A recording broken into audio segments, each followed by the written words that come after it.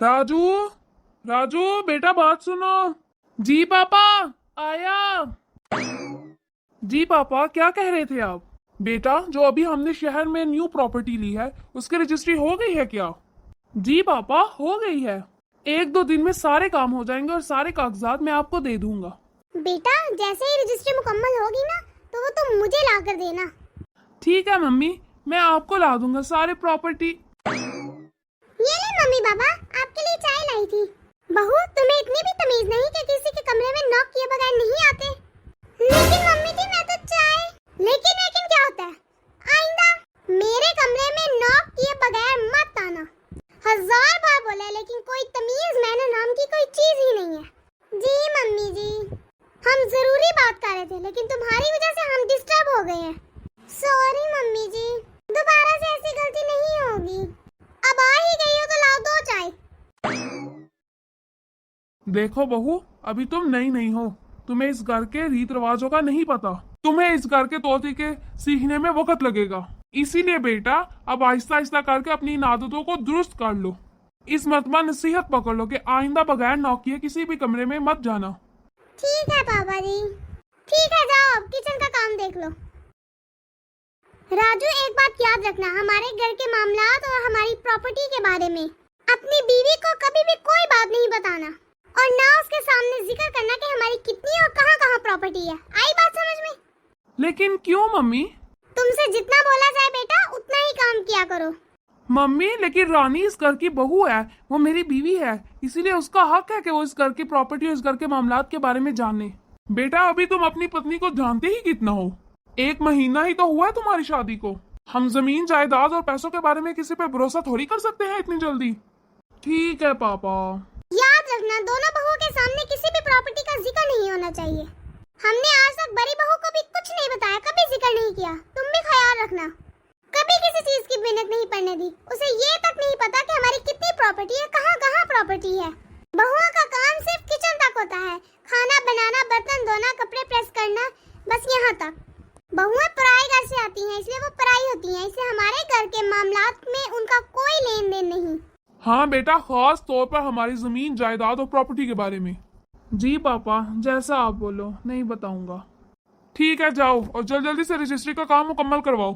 अभी तक तुमने सारी चेकबुक्स अपने पास रखी हैं। मैं चाहती हूँ अब तुम लाकर वो मुझे दे दो। मैं नहीं चाहती कि तुम्हारे पास चेकबुक्स रहें और तुम्हारी पत्नी को मालूम हो हमारे सारे कागजात के बारे में, सारी डिटेल्स उसे मालूम हो। अरे तुम्हारी पत्नी का क्या भरोसा, कल को तुम्हें बिला फिसला के सारी जमीन जायदाद अपने नाम करवा ले। हम तो रोड पर आ जाएंगे ना। तो और नहीं तो क्या, हमारी बरसों की कमाई है, मैंने सारी जिंदगी लगा दी है इस पर। ठीक है बेटा, जाओ जल्दी जाकर सारे काम निपटा लो और मेरी बात अपने पल्लू से बांध लेना। ये बीवियां कभी भी भरोसे लायक नहीं होती। औरत तो बादशाह को फकीर बना देती है। तुम किस खेत की मूली हो? ठीक है मम्मी, चलता हूँ। अरे रानी, तुम्हें क्या हो गया? तुम्हारा मुंह क्यों लटका हुआ है? अभी तो तुम इतनी खुश थी, अब अचानक से तुम्हें क्या हो गया है? जी भाभी, अब मैं आपको क्या ही बताऊं। अरे क्या हुआ, बताओ तो सही। मैं बिल्कुल तुम्हारी बड़ी बहनों जैसी हूँ, मुझे अपनी बहन ही समझो यहाँ। जी जी, मैं भी आपको अपनी बहन ही समझती हूँ। मैं मम्मी पापा के रूम में गई थी चाय लेकर, वहाँ पर ये भी थे और तीनों मिलकर कोई प्रॉपर्टी पर बात कर रहे थे। लेकिन जैसे ही मैंने कमरे में कदम रखा, तीनों के तीनों ही चुप हो गए। और फिर बात यहाँ खत्म नहीं होती। इसके बाद भी मम्मी जी ने और पापा जी ने मुझे इतना डांटा, इतनी बातें सुनाई जैसे मैंने उनके कमरे में जाके कोई बहुत ही बड़ी गलती कर दी हो।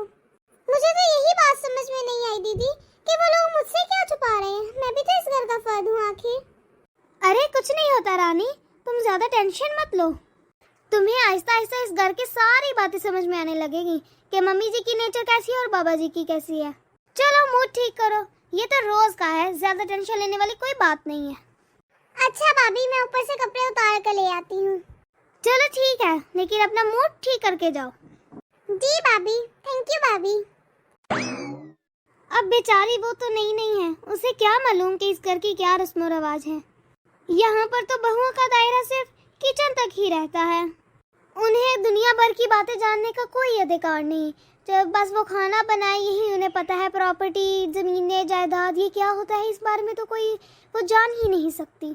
मम्मी जी और बाबा जी के ख्याल से तो हमें कुछ मालूम होना ही नहीं चाहिए। मुझे तो अभी तक ये तक नहीं मालूम कि इनकी सैलरी कितनी है। जमीन जायदाद और प्रॉपर्टी के बारे में क्या ही मालूम होगा मुझे।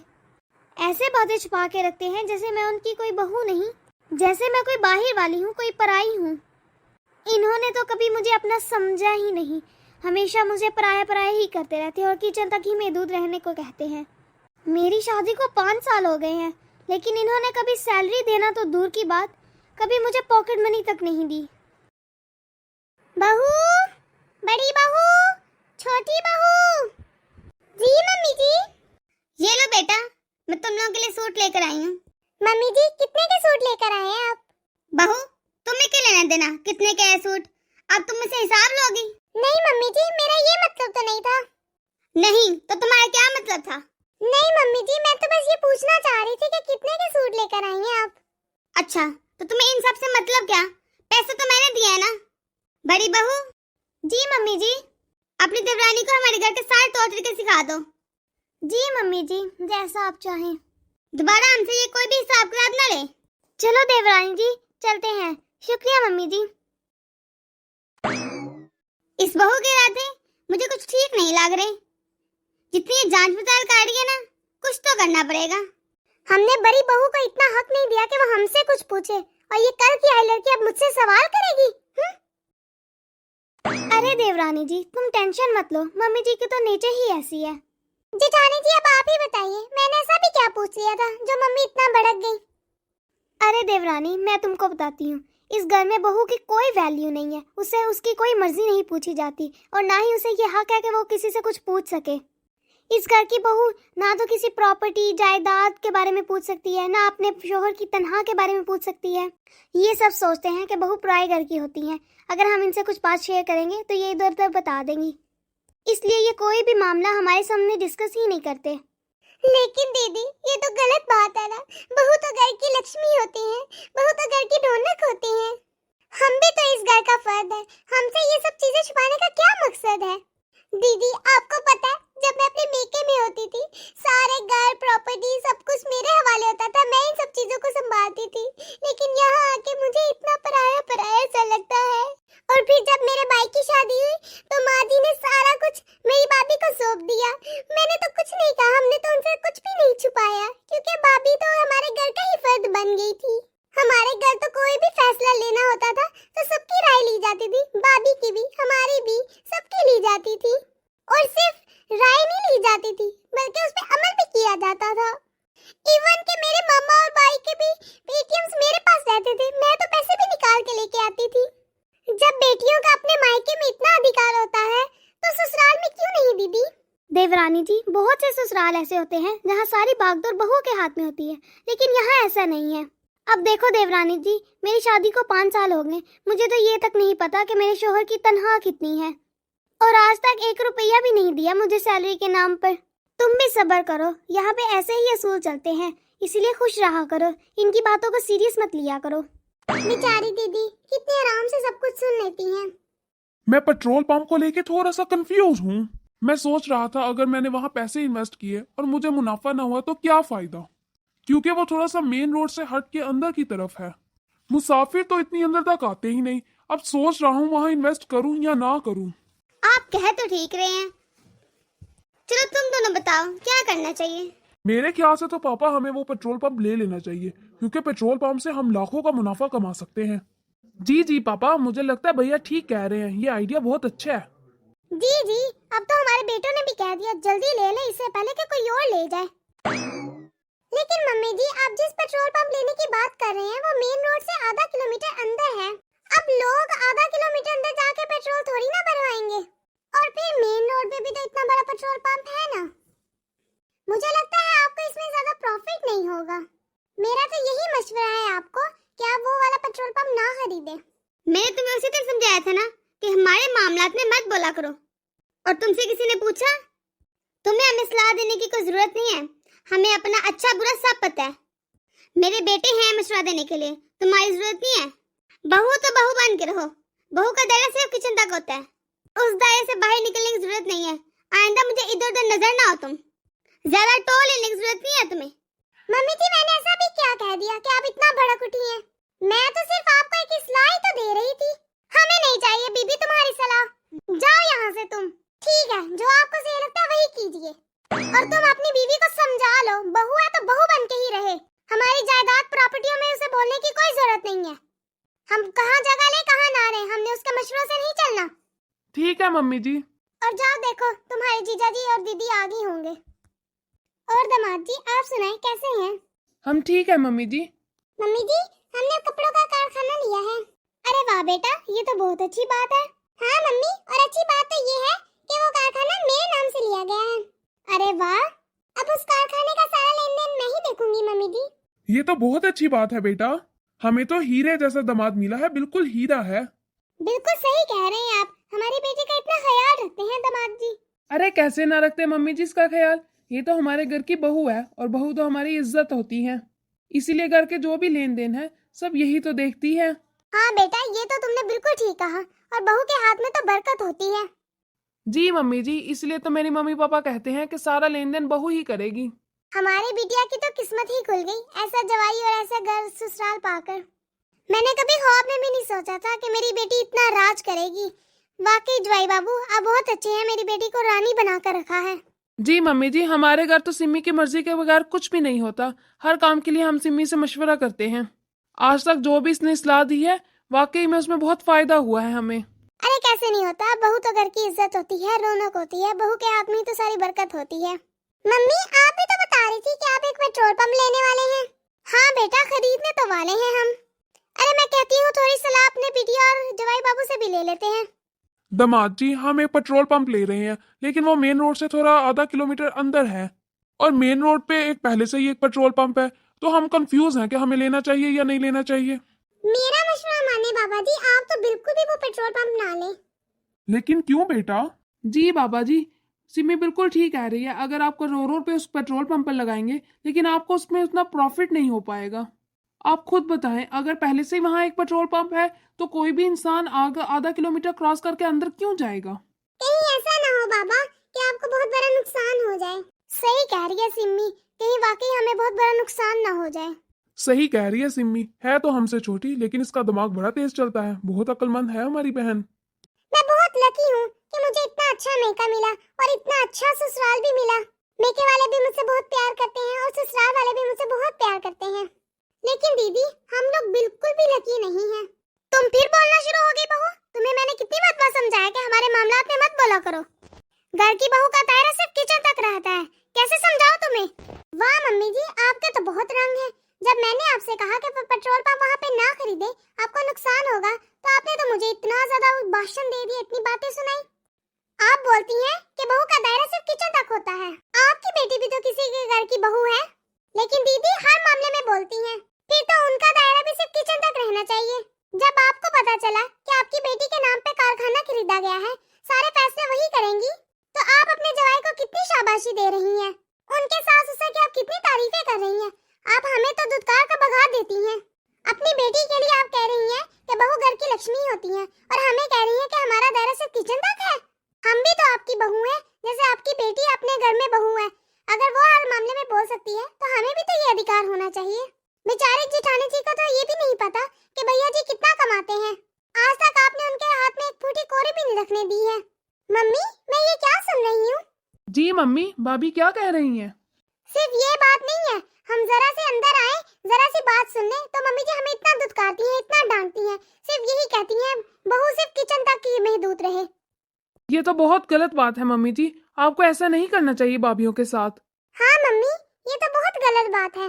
जी दीदी जी, जब पेट्रोल पंप की बात हो रही थी तो मैं चाय लेकर आई थी, तब मैंने भी बात सुन ली, तो मैंने मम्मी जी को मशवरा दिया कि वहाँ पेट्रोल पंप ना ले, नुकसान होगा।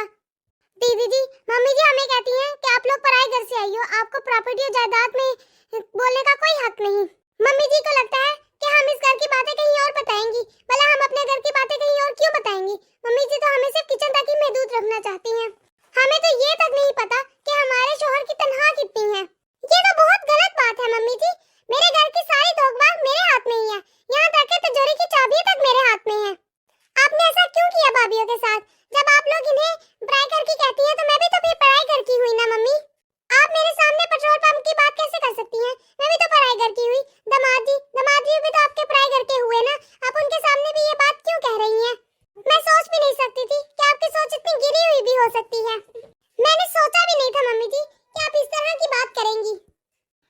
मम्मी जी, आपको ऐसी बात करना बिल्कुल भी शोभा नहीं देता। भाभियाँ बहुत समझदार हैं, आपको इन्हें भी बोलने का हक देना चाहिए मम्मी जी। जिस तरह इन्होंने बड़ी भाभी को दबा के रखा है, ये मुझे भी इस तरह दबा के रखना चाहते थे, लेकिन मैं दबने वाली नहीं हूँ, मैं बिल्कुल भी ऐसी नहीं हूँ। लेकिन मैं ऐसी बिल्कुल भी नहीं हूँ कि बेमतलब की बातों में आके अपने आप को हर्ट करूँ। मैं गलत बात का बिल्कुल भी साथ नहीं दूंगी और ना ही आपका ये जुल्म सहूंगी। मम्मी, आप ऐसी कब से होगी कि बहू के सामने कोई बात नहीं करती? मम्मी, क्या बहू सिर्फ गुलामी करने के लिए है आपके लिए? आप बहू को पराया समझती हैं, वो भी अगर आपको पराया समझने लगेंगी तो आपको एक गिलास पानी तक नहीं देंगी। आप लोगों को अपना समझती हैं, अपने घर को अपना समझती हैं, तभी तो आपकी इतनी दिन रात सेवा करती हैं। वो आपको बिना मांगे हर चीज मिल रही है, आपकी हर जरूरत पूरी करती हैं। वो कोई गैर के लिए इतना करता है क्या? भाभियों ने तो अपनी जिम्मेदारी बहुत अच्छे तरीके से निभाई है। अब आपकी बारी है मम्मी, अगर आप अभी भी इस चीज को नहीं समझेंगी तो कभी समझ नहीं पाएंगी, फिर आगे आप बहुत मुश्किल में पड़ जाएंगी। जी मम्मी, सिमी बिल्कुल ठीक बोल रही है। भाभियों को हर चीज जानने का पूरा अधिकार है। मम्मी, अगर अल्लाह ना करे आपको कल को कुछ हो गया, ये बहू ही है जो आपकी खिदमत करेंगी, आपकी सारी जिम्मेदारी उठाएंगी। अगर आप उनके साथ ये सलूक करेंगी तो वो तो आपको पूछेंगी भी नहीं। वो कुछ मांग थोड़ी ना नहीं है, लेकिन जो इज्जत बहू की होनी चाहिए वो तो देनी चाहिए ना। हाँ बेटा, तुम बिल्कुल ठीक बोल रहे हो। न जाने मैंने ऐसी सोच क्यों बना ली कि बहुएं पराई होती हैं। मेरी बहुओं ने तो मेरी खिदमत करने में कोई कसर नहीं छोड़ी। मुझे माफ कर दो मेरी बहुओं, आज से तुम लोग मेरी बहू नहीं बेटियां हो। मैंने तुम लोगों के साथ वाकई बहुत ज्यादतियां की हैं, मुझे माफ कर दो। मम्मी जी, आप हमसे माफी मत मांगिए। अब आपको अपनी गलती का एहसास हो गया, हमारे लिए वही काफी है। आप हमें शर्मिंदा मत करें, बस आप हमें हमारा हक दिया करें और हमें इज्जत दिया करें। ये हमारा घर है और हमें भी इस घर के बारे में सब कुछ मालूम होना चाहिए। हाँ बेटा, तुम बिल्कुल ठीक कह रही हो। आइंदा से मैं तुम लोगों में कोई फर्क नहीं करूंगी। मैंने समझने में बहुत देर लगा दी। आई एम सॉरी, मुझे माफ कर दो। बड़ी बहू। हाँ ससुर माँ जी। बड़ी बहू, अभी तक तुम्हारा नाश्ता नहीं बना? सब घर वाले टेबल पर बैठ गए हैं नाश्ता करने के लिए। बस बन गया है माँ जी, अभी लेकर ही आ रही थी मैं नाश्ता। ठीक है, जल्दी लेकर आओ। पता नहीं क्या करती रहती है सुबह से। मैं भी अकेले कितना करूं? ये काजल पता नहीं कहाँ रह गई। लगता है अभी तक उतरा नहीं इसके सर से शादी का खुमार।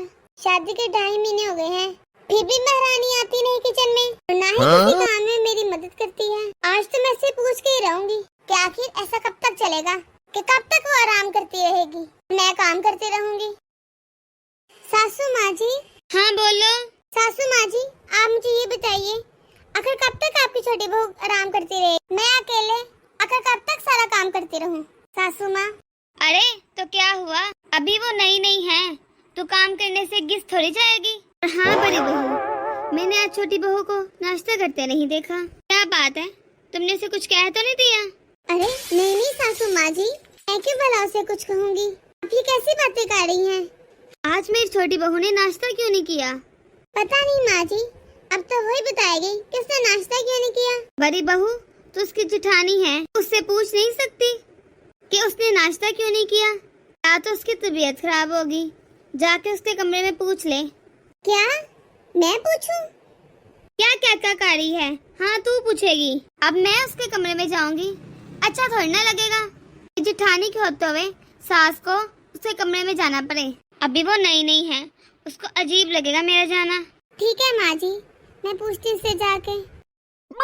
बिना कहे कोई भी काम ढंग से नहीं कर सकती ये, हर चीज मुझे बतानी पड़ती है। काजल। हाँ दीदी बोलिए। मोबाइल लेकर क्या कर रही है? नाश्ता वाश्ता नहीं करना है क्या तुझे? हाँ दीदी, वो आज रोजा है ना मेरा, इसीलिए मैंने नाश्ता नहीं किया। मैं हर महीने रोजा रखती हूँ, मायके में भी करती थी और यहाँ पर भी कर रही हूँ। तो काजल, तुम्हें बता देना चाहिए था ना कि तुम्हारा रोजा है। दीदी अब मैं क्या ही बोलती, वो ना मुझे लहसुन प्याज की चाह रही थी, इसलिए मैं किचन में नहीं आई। कोई बात नहीं काजल, मैं तुम्हारे लिए खाना बना देती हूँ। तुम बताओ, तुम शाम में क्या खाओगी? तुम मुझे बताओ तुम क्या क्या खाती हो, मैं अभी किचन साफ करके अभी बना देती हूँ तुम्हारे लिए खाना। दीदी अगर आप बनाना ही चाहती हो तो साबूदाने की खीर बना देना और जौ के आटे की पूरी बना देना और साबूदाने की खिचड़ी बना दीजिएगा। और हाँ, मेवे का हलवा बनाना तो मत भूलिएगा, साथ में आलू की चिप्स भी बना दीजिएगा और अगर हो सके तो 1 गिलास अनार का जूस भी बना देना। दोस्तों, कैसे कैसी लगी आपको आज की हमारी ये वीडियो? अगर आपको हमारी ये वीडियो पसंद आई है, इसे लाइक और शेयर कर दें। अगर आपने हमारा चैनल अभी तक सब्सक्राइब नहीं किया तो जल्दी से कर दें, ताकि हम आपके एक सब्सक्राइब से मोटिवेट होते रहें और ऐसी मजीद मोटिवेशनल वीडियोस आप तक पहुंचाते रहें। अल्लाह हाफिज।